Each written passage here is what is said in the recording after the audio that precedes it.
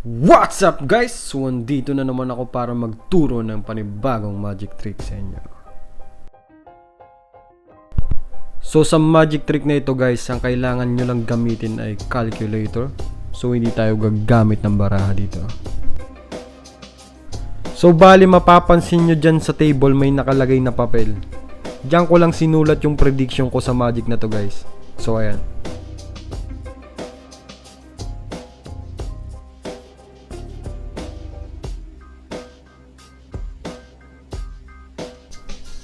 Ang ginagawa ko dito guys, pinag-type ko siya ng kahit anong number na gusto niya. Tapos i-times or i-plus niya sa kahit anong number din na gusto niya. So sobrang random to guys, wala akong idea kung anong lalabas diyan. So ayun, panoorin niyo na lang.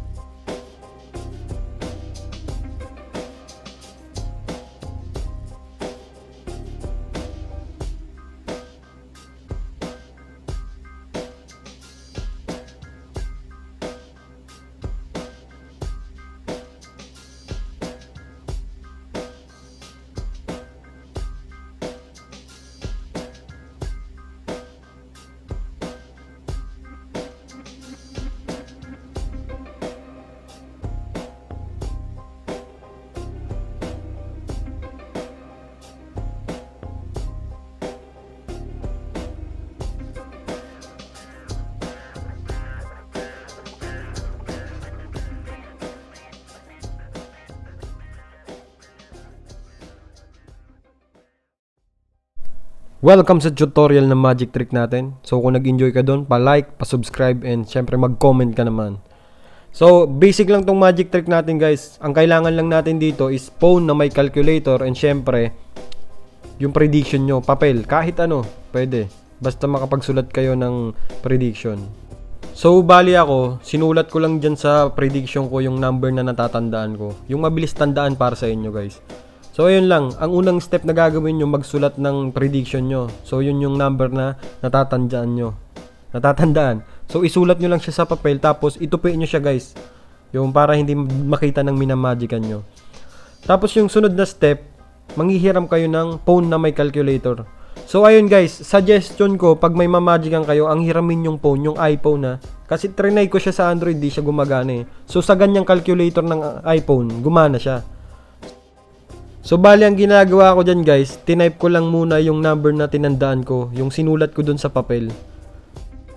So ako kasi, ang ginawa ko dito, nagkaroon ako ng pattern. So ayan, yung bali yan yung pattern na ginagawa ko, ginawa ko siyang X. So 159753, yan, tapos 842. Para mabilis siyang tandaan, para mabilis mo siyang ma-type sa cellphone na hihiramin mo.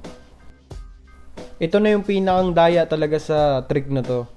So, yung mga na-type mo na number, kailangan mo lang siyang i-plus sa 0 times 0.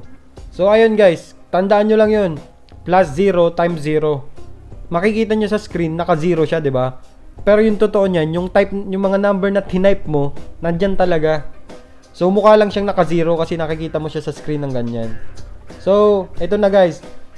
Pwede mo na siyang ibigay sa mamagican mo, tapos sabihin mo sa kanya na, oh, mag-type ka dito ng number na kahit anong gusto mo.